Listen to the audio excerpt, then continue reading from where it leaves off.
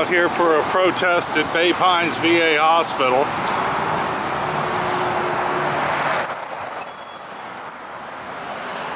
This is Director Klinker.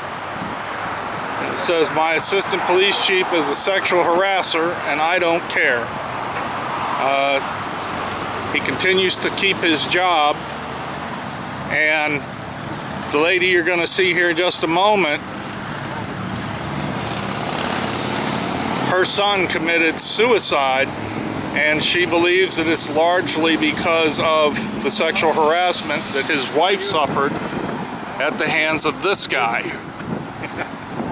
Morales-Arroyo, Assistant Bay Pines Police Chief, says his repeated sexual harassment costs the government $300,000. Well, the VA claims to have zero tolerance for sexual harassment, so the question is, why does he still have a job? Christine, you want to say anything? Yeah, he let my son die. He led my son to his death. He didn't promote him. He harassed his wife. And she got $300,000 out of this because he was harassing her daily, and she'd come home devastated because I was babysitting the kids. You put a strain on their marriage. It put a horrible strain on her and their marriage, and my poor son suffered. He didn't know how to deal with it, and he's gone. He took his life. How old was he? 38. And an Air Force veteran. Air Force veteran, yep, from Iraq and so forth. Deployed several times. And I'm devastated. Now, haven't you asked Director Klinker to meet with you numerous times? She wouldn't. They just don't listen to you. They won't listen to you. So she's refused to meet with you? Yes. That's horrible. It is. And it's because of this guy. This guy, right.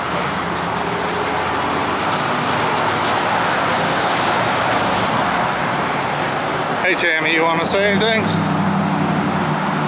Well, everybody wants answers. Why they allow certain things like this to happen? Why isn't anything being done? When will it ever stop? We've got to start getting people to demand answers. Not just ask for answers, we've got to start demanding for answers. Well, I want to thank you for coming out as early as you did, otherwise I wouldn't have been able to stay here. So you were my support system this morning. And here's the legend. Brad Bolden. What's going on? He's got his signs going. He's been teaching us a thing or two about protesting. Best places to stand. What do you got to say, Brad? I'm just happy to be here. I appreciate you holding this. I know it takes a lot, and especially have all this.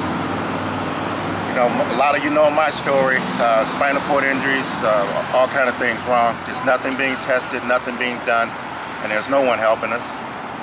Waiting is not the answer anymore. And I know some of you don't like it, but like I told the VA director of Tampa, you know, I'm not asking for anything anymore, I'm demanding it. This is the way I gotta do it.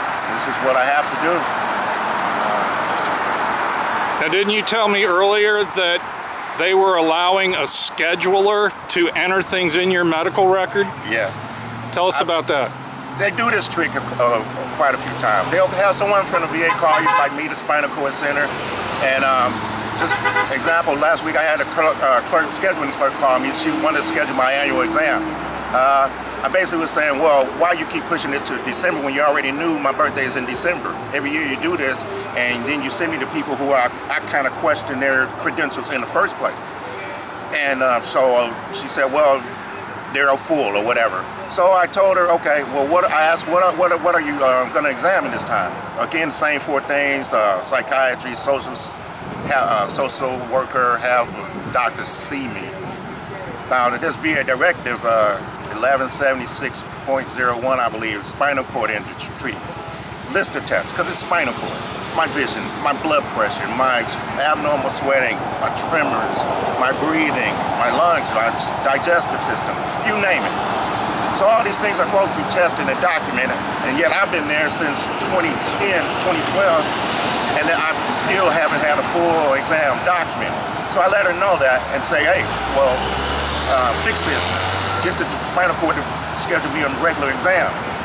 So she basically got mad and hung up on me. Then she called back in a few minutes. A few minutes later, I guess someone said, that's Brad Bowden you dealing with. Better call her back, because she was nice. But she tried to go ahead and talk it through. Anyway, sorry to go on so long about that. But so I waited a couple days, which I normally do. I checked my records. Sure enough, there's a statement in her, in there from this clerk. And she's saying that I was yelling and I was using profanity, and that I told her I wasn't coming to the exam. Let me not, I didn't say that. My profanity she's talking, because I said that's bullshit. That's the profanity she's talking about. But the whole point is... So she made it sound like it was a whole lot worse than it was. Yes, sure did. And my thing is, it was signed off on by 3 people, I guess supervisors, to include Kevin White, the spinal cord chief, as seeing it. Why is a scheduling clerk allowed to go in my record and write anything, let alone something derogatory, something questionable? It has nothing to do with my medical situation, and it has nothing to do with her giving me an appointment. Absolutely. But she's authorized and allowed and checked off on doing it. This is what happens. This little things in your record check out.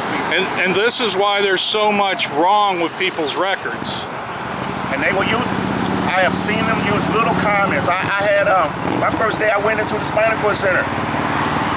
The doctor wrote in there, in my records, he walks around with a 1-point cane, and then she wrote, not today. Well, because I brought in my records, which are a lot in books. So what I brought that day, right here, this walker. But that's in my record, so the indication you get is he walks around with a cane, but not today. Oh, he must be fine. He's walking with nothing. No, I'm walking with the walker. It's a lot of little things, little details, and that I've been fortunate that. And they'll cherry pick those little things to deny you. Yes, they will. They took mine and sent them up to Social Security. Not a thing about my injuries, but comments like that. I have a history of domestic violence, drinking. You wouldn't believe it. Faking. Nothing about the damage wrong with me. And it's all clearly documented. All of it. All of it. The shirt says dishonored veteran, and it's got Uncle Sam stabbing a soldier in the back, a veteran in the back. Tell us about that. I was frustrated trying to figure out how to help. I get help. I wrote to everybody, contacted everyone. I would see different people on TV. Oh, Obama needs to do something. Oh, Obama, we're doing something. None of it worked, people. And I got to the point where there was somebody who was going to die. And I came to the realization that at that point, I'm not suicidal, because it wasn't going to be me. And I took everything to fight to get out of it. I mean, everything. I literally... I've been there myself, brother. The homicidal thoughts, the suicidal thoughts. Yeah, that's it. I told my therapist one time that I view the guys out here, the VA police administration, as human grenades, and this was a long time ago. I'm not at this frame of mind now, but I told her I considered them human grenades, and to save fellow veterans, if I needed to jump on a grenade and sacrifice my life, I'd be willing to do that. But a lot of love from my wife, a lot of therapy from my mental health provider has gotten me away from that, but I know what you're talking about. I'm glad you did. I'm gonna get some shots of some of the other signs.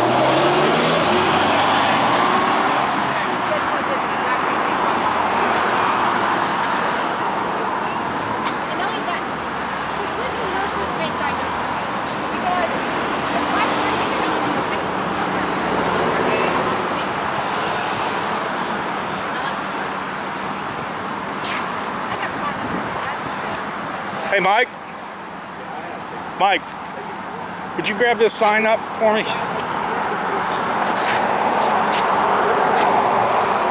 Now, a couple of months ago, I had arranged for a suicide awareness rally out here at Bay Pines VA Hospital, and the Bay Pines police were caught on film stealing the signs advertising the rally. And you can see that video if you go to YouTube and type in Bay Pines Exposed. There's over 50 videos of wrongdoing out here. And then there's one of the other signs that we had made up for that.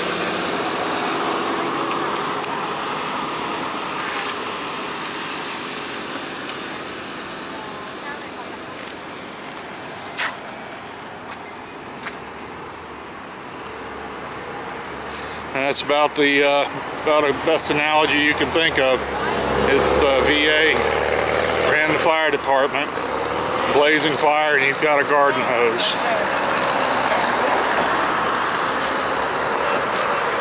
President Trump, please have this facility investigated.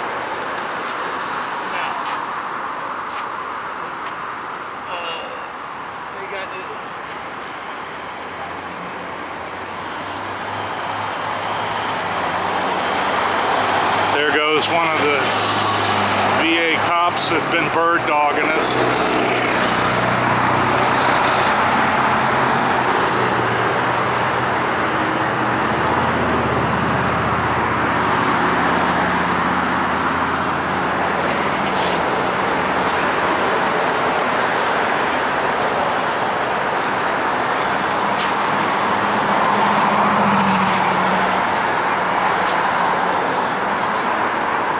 Sexual harasser.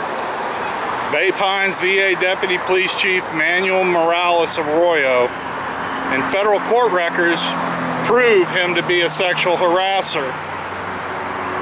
The VA has paid out well over $300,000 for his repeated sexual harassment of people, and it continues to this day.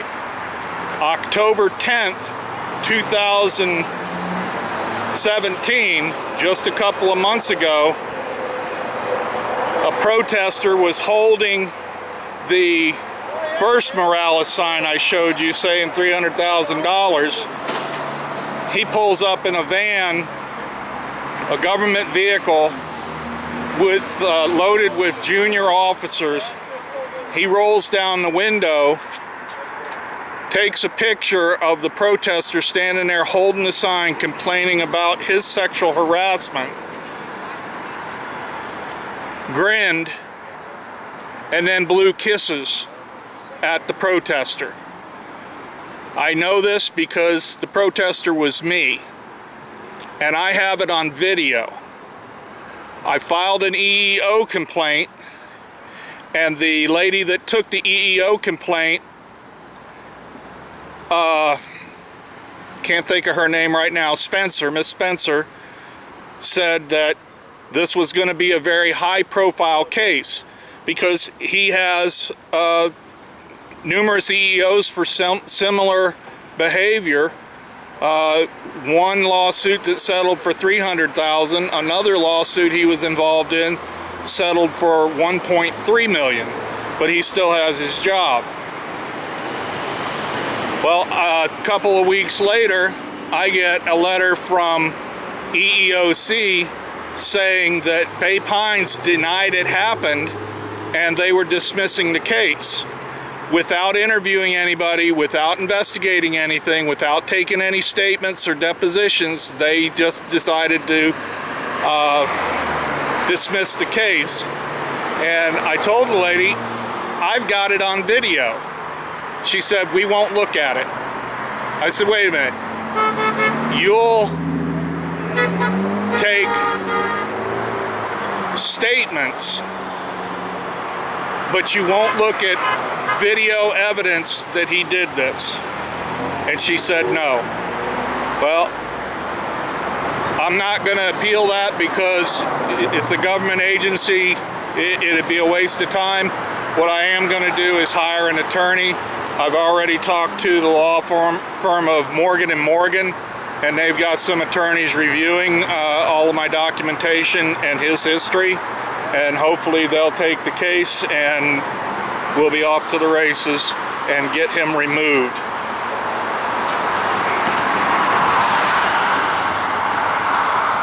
Delaying claims, unacceptable. That's where a lot of the suicides come from, is people get frustrated with the claims process. There's a family that's going to be here later today.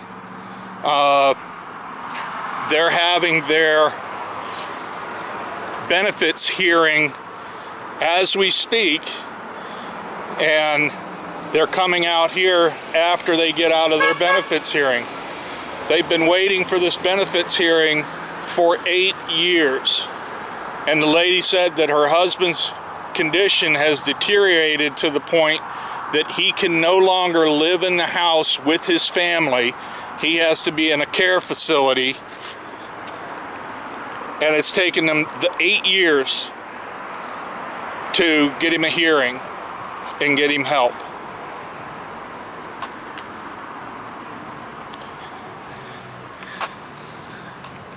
These two gentlemen are with the Blue Water Navy, and they're trying to get, and rightfully so, presumptive Agent Orange coverage, because even though they weren't in Vietnam, they were in an area that handled Agent Orange, sprayed Agent Orange, loaded Agent Orange, and they were exposed to Agent Orange. But because they can't check off the box that they were in country, the government denies their claims, even though many of these guys suffer from the exact same illnesses associated with Agent Orange. And it's clearly documented that while they were there, that was part of their job, was loading these containers and sprayers and everything. But Mike, you wanna chime in here? Yes, we've been fighting this since 2002. And, give me your name. Hi, I'm Mike Cavenas, Blue Water Navy Vietnam veteran. I was actually in Da Nang Harbor, anchored. We've been fighting the VA since 2002 with this, and Congress, we have 70% of the Congress backing our bills, but the bottom line is, when it comes to belly up to the bar, they won't come up with the money.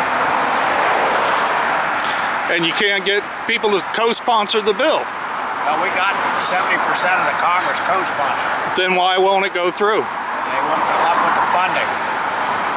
So they say, yes, you deserve this, but we're not going to fund it. Right. That's where we're at right now. Catch-22. Sure. Yeah, absolutely. Hi, my name's Thomas Walden. I was a member aboard the USS Ranger. My ship was contaminated with Agent Orange. We bathed in it, brushed our teeth, ate food that was made with it, and the VA won't recognize it because we didn't have boots on the ground. So you could almost hit the shore with a rock from your ship, but because you didn't step on shore, they're denying you were exposed. Right. We came within 12 miles of the international line in the South China Sea, the Gulf of Tonkin, and there was the C-123s would come out there, and they would be damaged from a ground enemy fire, and before they could go and land back at Da Nang, they would have to dump their 2,000 gallons of Agent Orange in the South China Sea. Beth Murphy says that there was no spraying of Agent Orange in the South China Sea. Well, we got reports from MACV out of Saigon that says different, that these planes were having to dump their load in the South China Sea.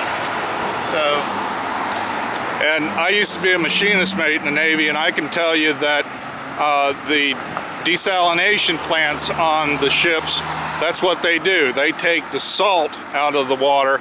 They would not have removed chemical contaminants. That is correct. That is correct. And so, you know, Congressman Ross has been a big supporter. He fights for us every day, but the problem is getting the funding. There's Congressman Waltz, Tim Waltz from Minnesota. We had funding here recently, and we were going to use round downs from the next COLA, and he was against it, along with the VSOs. They have kicked us aside, just like the VA and Congress and everybody else. They say they feel for our plight, but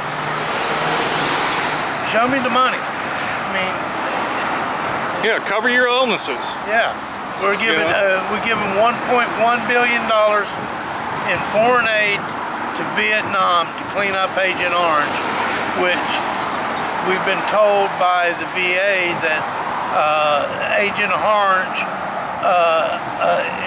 goes harmless after sunlight hits it.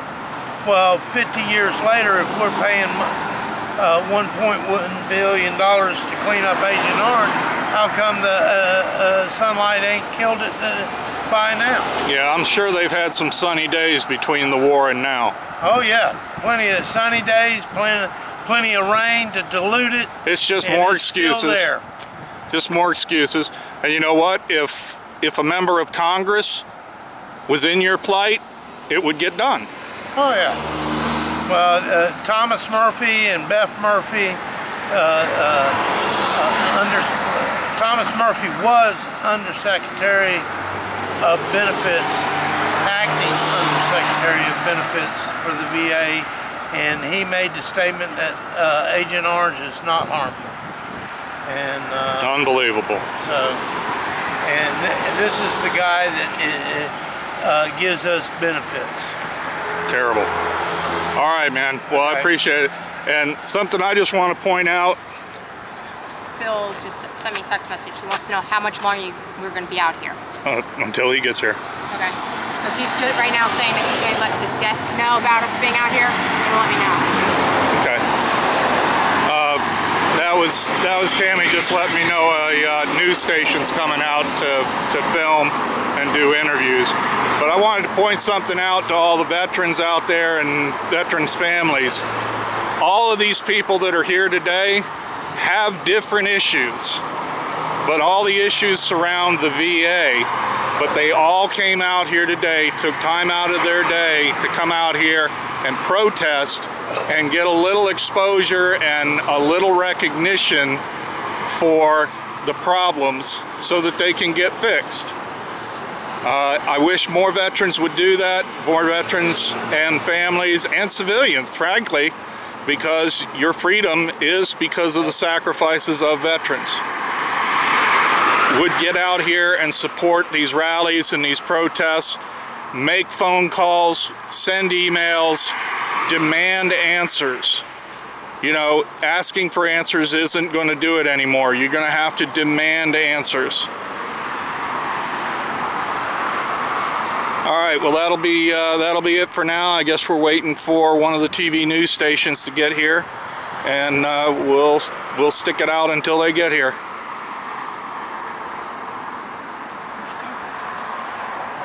Who's coming, Keith?